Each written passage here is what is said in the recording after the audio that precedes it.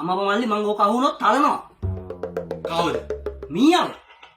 අපේ ගෙදර ඉන්නවා දාරපත මීයෙක්. මට උත් එක මාර තරහා තියෙන පුදුම වදයක් ඌ දෙන්නේ. අද උදේ මම බලද්දිම ටීවී එකට නැගලා.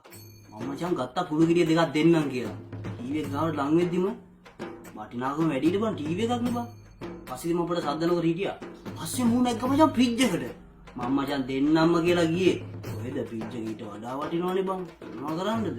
ඊට පස්සේ මචං කොහමරි මේ අපේ නෝනා සෝපයකුල මචං මේ පොතක් බල බල හිටියේ කොහමරි. මචං මීයා නැග්ග මචං ගෑණිගේ ඔළුවට. අන්න මචං දැන් ගහනවා නම් ගහන්න පුළුවන්. ඒ තමයි අවස්ථාව. තිනාගම අඩුයිනේ මල්ලි.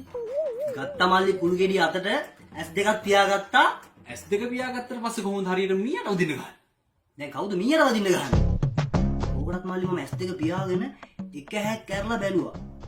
බලද්දි මීයා අතර නෑ කියහන්කෝ. පස්සේ මචං මම පොඩ්ඩක් එහෙම වටපිට බැලුවා. බලද්දි මචං මූ රේඩියෝ උඩට නැගලා. මූ දන්නවා මචං රේඩියෝ උඩ නැගලා හිටියොත් මං උඩ ලොවෙත් ගහන්නේ නෑ කියලා. මොකද මචං මම රේඩියෝ එකට පට්ට ලව් මචං. ඒක නැතුව මට බෑනේ. මම මචං පොඩ්ඩක් ඉවසගෙන හිටියා ඉතින් ෂේප් එකේ. මූ මචං ඩාන්ස් කරනවා සීන් එක මම පුළුවන් තරම් ඉවසුවා. මොකද මම රේඩියෝ එකට පට්ට ලව්. ඒ හින්දා. ඔන්න එතකොටම මල්ලි රේඩියෝගේ සින්දුවක් යනවා. මේ වදේකී ජීවිතය කියලා. බලන්න මල්ලි මීයන්ගේ වදයක්ලු ජීවිතය කියන්නේ. මට මල පැන්න මල්ලි මම දුන්නා කුඩු වෙන්න. මීයට වැදුනා. මීයට වැදුන්නේ නැහැ. හැබැයි මීය බය වුණා. ඊට පස්සේ මීයා දැක්කේවත් නැහැ. අනේ මේ මල්ලි. ඉන්නවනම් මට මේ මොකක් කරේ කියලා දීපන් ඈ. මේක නැතු පට්ට පාළුයි බං. මේක මහ ලොකු කේස් එකක් නෑ. පොඩි කේස් එකක් නේ මම කිව්වේ. ඒක තියෙන්නේ. පොඩක් බලන්න. හරි. හරි. නෑ.